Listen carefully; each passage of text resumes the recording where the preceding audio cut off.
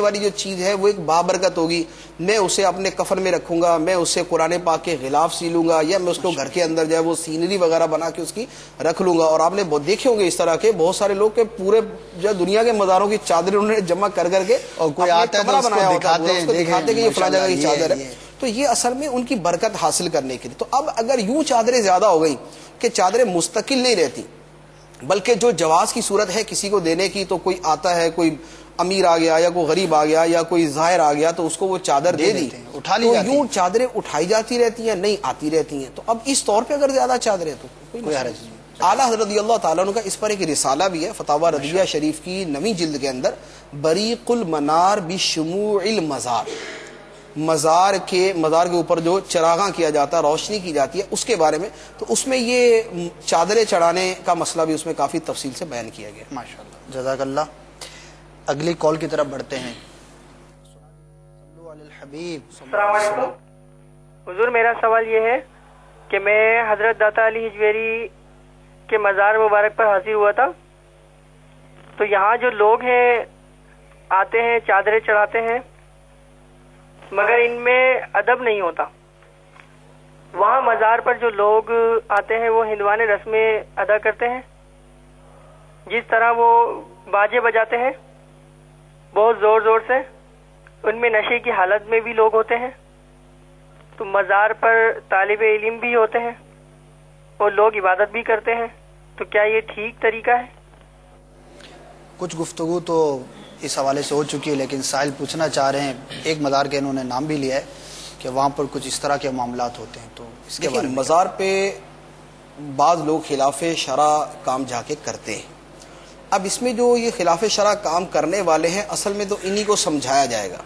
مزار کے اوپر جو جاتے ہیں اس میں جو سب سے پہلی چیز ہے وہ کیا ہے؟ وہ جو سرکار دو عالم صلی اللہ تعالیٰ علیہ وسلم نے فرمایا کہ خبردار، میں تمہیں زیارت قبور سے منع کرتا تھا لیکن اب تم جایا کرو۔ اب اس کے آخر میں جو اس کا سبب بیان کیا نا کہ قبرستان کیوں جایا کرو، وہ فرمایا کہ فَإِنَّهَا تُذَكِّرُ الْمَوْتِ، کہ قبریں جو ہیں یہ موت کی یاد دلاتی ہیں، کہ خواہ عام آدمی ہے یا اللہ کا ولی ہے، موت بہرحال حق ہے، وہ ہر ایک کو آنی ہے۔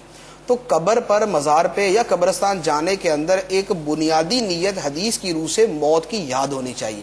جب قبر مزار پہ جانے کے اندر ایک نیت یہ بھی ہے کہ موت آنی اور موت کی فکر، تو اب موت کی فکر جو ہے وہ خلاف شرع کاموں کو روکے گی یا اس کو بڑھائے گی؟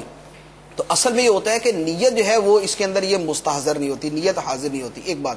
دوسرا یہ ہے کہ جو مزارات پہ جانے والے ہیں ان کو یہ سوچنا چاہیے، اللہ تبارک و تعالیٰ نے ہمیں حکم دیا کہ کونوا مع الصادقین، سچوں کے ساتھ ہو جاؤ۔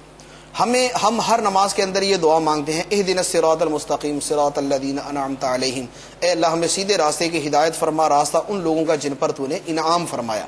تو گویا جس صاحب مزار کی بارگاہ میں ہم حاضر ہیں، ہم اس کے طریقے پر چلنے کی اللہ کی بارگاہ میں دعا مانگتے ہیں، ٹھیک ہے۔ قرآن پاک کے اندر وَاتَّبِعْ سَبِيلَ مَنْ أَنَابَ إِلَيَّ، پیروی کر اس کی جو میری طرف رجوع کرنے والا ہے، جو میری طرف چلنے والا ہے۔ تو کسی ولی کی بارگاہ میں ہم جا رہے ہیں، اب وہ ولی تو ساری زندگی اللہ تعالیٰ کی اطاعت میں، بندگی میں، شریعت پر استقامت میں، اپنے ظاہر و باطن کی اصلاح کے اندر وہ رہا، اور اس کی قبر پر جانے والا ان تمام کاموں کے برخلاف کرے، تو گویا کسی کے گھر کے اندر موجود ہے اور ہر کام وہ کرنے کے جو صاحب خانہ کو ناپسند ہے۔ کسی آدمی نے ہمیں اپنے گھر دعوت دی ہے اور جو چیزیں اس کو ناپسند ہے اس کے گھر میں جا کے وہی کر رہے ہیں، اس کے گھر کے اندر اس کو صفائی پسند ہے، اس کے گھر میں جا کے گند مچا دی ہے۔ تو یہ جو خلاف شریعت کام ہے یہ سارے گندگی ہیں، اور ان سے صفائی صاحب مزار کی روحانی تسکین کا ذریعہ کہ یہ چیزیں نہ ہوں۔ اب یہ ان کے مزار پہ جو حاضری ہے یہ گویا ان کے گھر کے اندر حاضری، اور ان کے گھر کے اندر جا کے گند مچانا یہ کہاں کی عقل مندی ہے؟ تو جب کسی بھی صاحب مزار کی بارگاہ میں حاضر ہو تو وہاں پر خلاف شریعت کاموں سے زیادہ اجتناب کرنا چاہیے، کہ کسی کی قرب کے اندر جیسے برکت بڑھ جاتی ہے اسی طریقے سے وہاں غلط کام کرنے کی قباحت بھی بڑھ جاتی ہے۔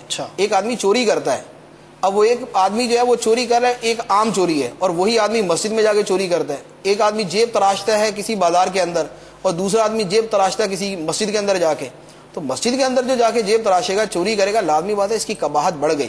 تو اسی طرح صاحب مزار کی بارگاہ میں جا کے جب برکت بڑھ جاتی ہے، روحانیت بڑھ جاتی ہے، تو وہاں پر اگر خلاف شرع کام کریں گے تو اس کی وجہ اس کی قباحت اور اس کی خباثت بھی بڑھ جائے گی. تو یہ تو جانے والوں کو چاہیے کہ وہاں ان چیزوں سے اجتناب کریں. ایسی گفتگو کے دوران ایک سوال ذہن میں آیا کہ بعض لوگوں کو کہتے ہوئے بھی سنا ہے کہ آپ تو اولیاء کرام کے تصرف کے قائل ہیں، جب یہ وہاں جاتے ہیں مانگتے ہیں ان سے اور اس طرح کے کاموں کے لیے بھی عرض کیا جاتا ہے کہ ہمارا یہ کام بنا دے، یہ کام بنا دے. تو جب آپ ان کو یہ سمجھتے ہیں اور ان سے آپ یوں بھی مدد مانگتے ہیں اور اولیاء کرام کو یہ سب کام ناپسند بھی ہیں، تو اپنے تصرف سے اپنے بالکل قریب ہونے والے ان غیر شرعی کاموں کو ختم کیوں نہیں کر دیتے؟ ان کے لیے تکلیف دہ بھی، جیسے کہ آپ نے بھی فرمایا کہ جو صاحب خانہ کو کام پسند نہیں وہاں جا کر کیا جائے اس کے لیے زیادہ تکلیف دہ ہوگا. تو جب اولیاء کرام کے تصرفات بھی ہیں، اللہ تبارک و تعالیٰ نے انہیں بڑا مقام مرتبہ عطا فرمایا، بڑی کرامات بھی ہیں، ان کے دنیا سے جانے کے بعد بھی کرامات کا ظہور ہوتا ہے اور لوگوں کے کام ہوتے بھی ہیں، تو پھر ایسا تصرف یہ کیوں نہیں ظاہر ہوتا کہ یہ غیر شرعی کام بالکل ختم ہو جائے؟ اگر یہ وسوسہ آتا ہو تو اصل میں کوئی زیادہ ہی جاہلانہ سوال ہے. تو مسئلہ یہ ہے کہ مسجد اللہ کا گھر ہے، چوری مسجد کے اندر بھی ہوتی ہے، مسجد اللہ کا گھر ہے، خلاف شرع کا مسجد کے اندر بھی ہوتے ہیں، مسجد کے اندر بھی برائیاں کی جاتی ہیں، خانہ کعبہ کے اندر بھی بت رکھے گئے تھے، صفا مروہ کے اوپر بھی بت رکھے گئے تھے، وہاں پر تو حج ہوتا تھا. انبیاء کرام علیہم الصلوۃ والسلام اللہ کے محبوب ترین بندے ہیں، ان کو شہید کیا جاتا تھا. اولیاء کرام اللہ کے مقبول بندے ہیں، ان کو شہید کیا جاتا رہا، کیے جاتے ہیں اور کیے جاتے رہیں گے. اسی طرح مجاہدین جو جہاد کے لیے جاتے ہیں وہ اللہ کی راہ میں جاتے ہیں. اب وہ جو اللہ کی راہ میں گیا وہ تو مر گیا، اور جو اللہ کی راہ کے مخالف آیا ہوا تھا وہ بچ کے نکل گیا. مسلمانوں کو شکست بھی ہوتی ہے. تو جب یہ اللہ کے لیے گئے اور اللہ تعالیٰ نے جو ہے وہ ان کو نہ بچایا تو اس کا یہ مطلب نہیں کہ معاذ اللہ اللہ تعالیٰ مدد نہیں کر سکتا. یہ اس طرح کی کوئی بات نہیں ہے. اصل یہ ہے کہ امور تکوینیہ کائنات کے اندر جو کچھ ہو رہا ہے اللہ تعالیٰ کا ایک نظام ہے. ایک امور تشریعیہ ہوتے ہیں، ایک امور تکوینیہ ہوتے ہیں. امور تشریعیہ یہ ہے کہ جو شریعت کے کام ہیں ان کے اوپر بیان کیا جاتا ہے، سمجھایا جاتا ہے، اس طرح کی ساری چیزیں ہوتی ہیں. جو امور تکوینیہ ہے، کائنات کا نظام ہے، وہ اللہ تبارک و تعالی وہ جس انداز میں چلاتا ہے وہ اس انداز میں چل رہا ہے. تو اب امور تکوینیہ کی چیزوں کو لے کر اس طرح نہیں کیا جاتا کہ بھی اگر اللہ تعالیٰ یہ اگر فلاں یہ کر سکتا ہے تو یہ کیوں نہیں کرتا. غزوہ بدر کے اندر فرشتے اترے، احد میں کیوں نہیں اترے؟ خندق کے اندر کیوں نہیں اترے؟ غزوہ حنین میں اترے اور بہت ساری جنگوں میں نہیں اترے. تو اب کیا کریں گے؟ جہاں نہیں اترے وہاں کہیں گے جب وہاں اترے تو یہاں کیوں نہیں اترے، اور اگر یہاں نہیں اترے تو پھر وہاں بھی نہیں اترے. تو ایسی بات نہیں ہے. تصرفات اور اختیارات اپنی جگہ ہوتے، کسی جگہ اس کو استعمال کیا جاتا ہے، کسی جگہ نہیں کیا جاتا. جزاک اللہ. امید ہے بوسوں کے وسوسوں کی کاٹ ہوئی ہوگی. تو ہمیں اولیاء کرام کے مزارات پر حاضری دیتے رہنا چاہیے اور اس طرح کے وسوسوں کا شکار نہیں ہونا چاہیے. اللہ تبارک و تعالیٰ میں عمل کی توفیق عطا فرمائے. حضور یہ ارشاد فرمائیے کہ بعض لوگ یہ کہتے ہیں کہ سفر کے مہینے میں عرس نہیں کرنا چاہیے. چلو بقیہ 11 مہینے میں تو کریں، لیکن سفر میں عرس نہیں کرنا چاہیے. یہ کیا درست ہے؟ سفر میں کیوں نہیں کرنا چاہیے؟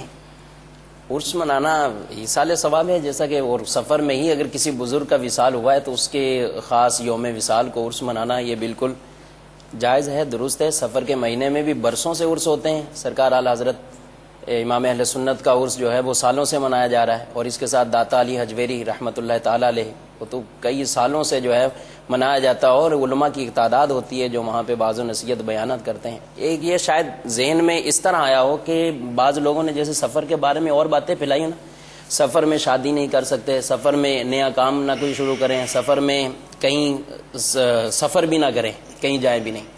تو اس طرح کی جو باتیں سفر المظفر کے مہینے کے بارے میں مشہور ہیں. لوگ سمجھتے ہیں کہ بعض تو اتنا جاہلانہ عقیدہ ہے کہ منحوس کہتے ہیں مہینے کو، بعض سمجھتے ہیں کہ اس میں بلائیں اترتی ہیں. تو یہ سب چیزیں جو ہیں وہ غیر شرعی ہیں، غلط عقیدے ہیں لوگوں کے. اس کی اصلاح ہونی چاہیے، درستی ہونی چاہیے، کیونکہ سفر کے مہینے میں نہ عرس منانے کی کوئی ممانت ہے، نہ شادی بیاہ کرنے کی کوئی ممانت ہے، اور نہ ہی اس بارے میں یہ عقیدہ رکھنا چاہیے کہ سفر میں بلائیں اترتی ہیں یا اس میں کوئی کسی